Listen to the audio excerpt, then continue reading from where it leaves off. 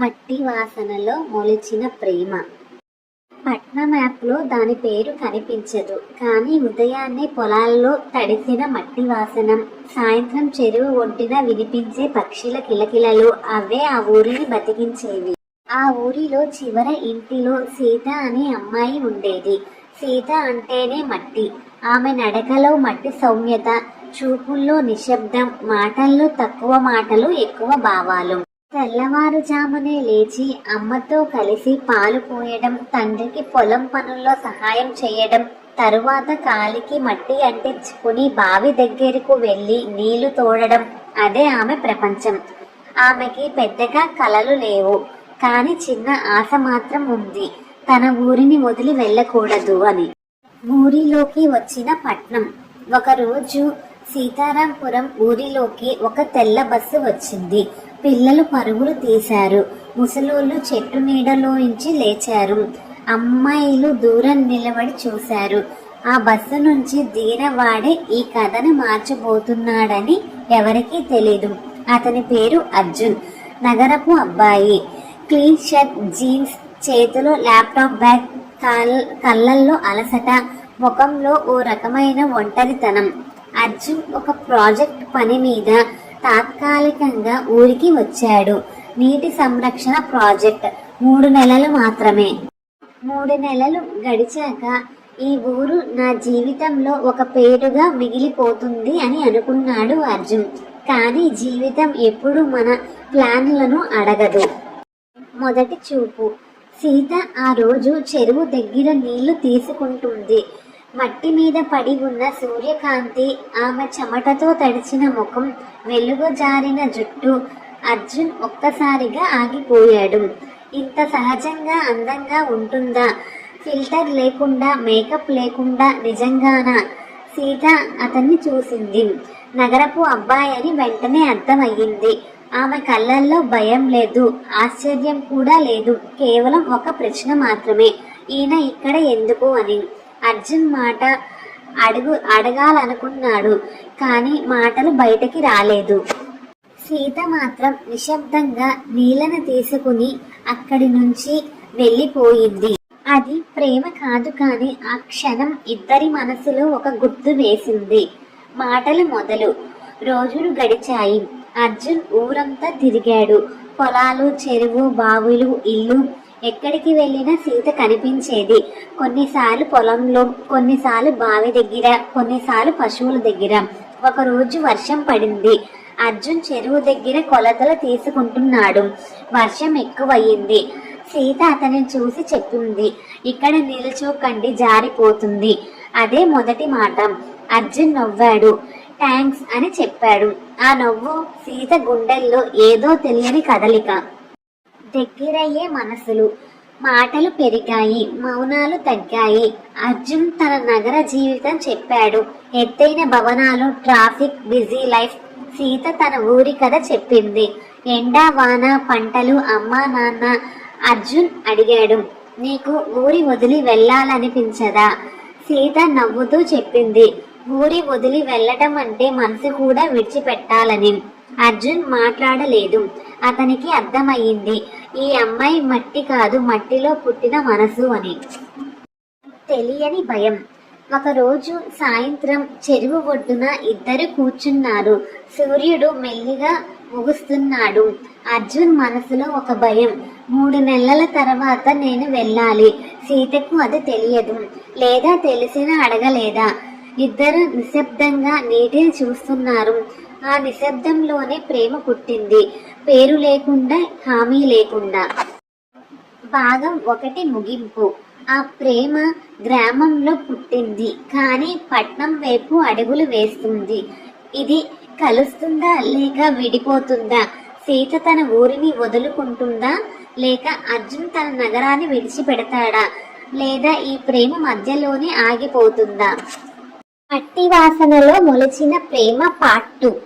సీతారాంపురంలో కాలం ఎప్పటిలాగే నడుస్తుంది. సూర్యుడు ఉదయాన్నే పొలాల మీదకి వచ్చి సాయంత్రానికి చెరువులోకి ముగుస్తున్నాడు. కానీ ఆ మధ్యలో సీత, అర్జున్ మనసులో ఏదో మారుతుంది.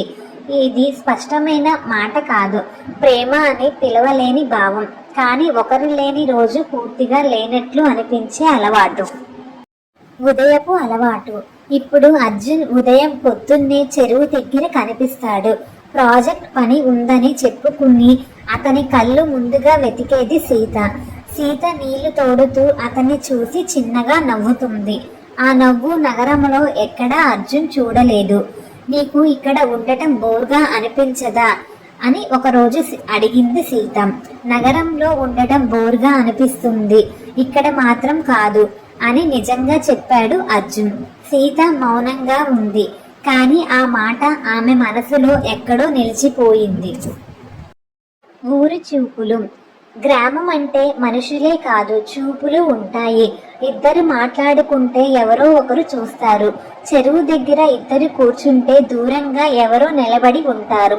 సీతకు భయం మొదలయ్యింది. మన గురించి ఊర్లో మాటలు వస్తాయేమో అంది ఒకసారి. అర్జున్ తేలికగా నవ్వాడు. మాటలు వస్తే ఏమైంది? సీత మాత్రం ఆ నవ్వు అర్థం చేసుకోలేదు. ఆమెకి తెలుసు, ఊరి మాటలు అమ్మా నాన్నల వరకు వెళితే ఈ శబ్దం నిలవదు. వాన రోజు. ఒకరోజు ఆకాశం ఒక్కసారిగా మబ్బులతో నిండిపోయింది. అర్జున్ పొలాల్లో ఉండగా పెద్ద వర్షం పడింది. చెరువు పొంగి పొర్లుతుంది. సీత పరిగెత్తుకుంటూ వచ్చింది. ఇక్కడ ఉండకండి, నీరు ఎక్కువయ్యింది అని చెప్పి అతని చేతిని పట్టుకుంది. ఆ క్షణం ఇద్దరు ఆగిపోయారు. వర్షం పడుతుంది, చెరువులు అలలు కొట్టుకుంటున్నాయి.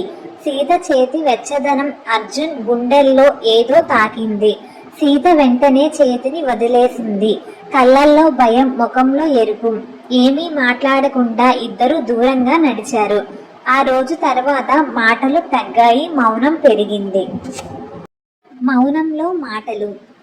మౌనం కూడా మాట్లాడుతుంది. అర్జున్ ఆ రోజు తర్వాత ఎక్కువగా ఒంటరిగా ఉండసాగాడు. సీత పనిలో తనను తాను మెంచుకుంది.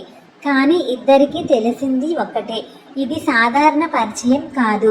ఒక సాయంత్రం అర్జున్ సీత ఇంటి ముందు ఆగాడు. సీత, నిన్నటి విషయం నిన్ను ఇబ్బంది పెట్టానా అని అడిగాడు. సీత తల ఊపింది. లేదు, కానీ ఇది సరైనది కాదు. ఏది? అర్జున్ అడిగాడు. మన దగ్గరదా అని మెల్లిగా చెప్పింది. ఆ మాట అర్జున్ గుండెల్లో బరువుగా పడింది. పట్టణం గుర్తొస్తుంది. ఆ రాత్రి అర్జున్ తన గదిలో ఒంటరిగా కూర్చున్నాడు. ఫోన్లో నగరపు ఫోటోలు, హారన్ శబ్దాలు, బిల్డింగులు. అక్కడ జీవితం ఉంది, కెరియర్ ఉంది, కలలు ఉన్నాయి. ఇక్కడ శాంతి ఉంది, మట్టి వాసన ఉంది, సీత ఉంది. అర్జున్ మొదటిసారి తన జీవితంలో రెండు దారులు చూశాడు. ఏది సులభం కాదు. సీత మనసు. సీత కూడా నిద్రపోలేదు. అమ్మ పక్కన పడుకుని పైకప్పు చూస్తూ ఉంది. అర్జున్ మాటలు, అతని చూపు, అతని నవ్వు అన్నీ గుర్తొస్తున్నాయి. ఇది ప్రేమ అయితే అని తనను తాను అడిగింది. తర్వాత వెంటనే ఇంకో ప్రశ్న, ఈ ప్రేమ నిలుస్తుందా? నగరానికి వెళ్ళిపోయే వాడి ప్రేమ గ్రామంలో మిగిలే అమ్మాయికి ఎంతవరకు న్యాయం?